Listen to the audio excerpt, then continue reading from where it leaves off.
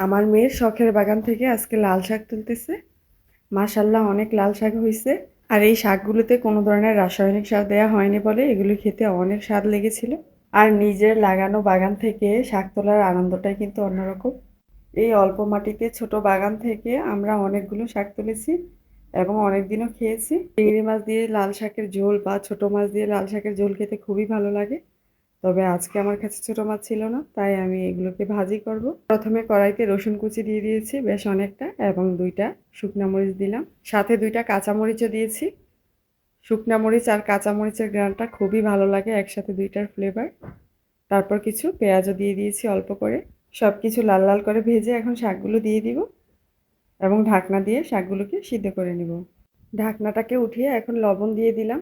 এখন সব কিছু নেড়ে চেড়ে মিশিয়ে শাকগুলোকে ভালোভাবে সিদ্ধ করে নিব এবং পানিটাকে শুকিয়ে নিব। আর শাকগুলো এত কালারফুল ছিল, আমার কড়াইটা পর্যন্ত অনেক লাল হয়ে গেছিল।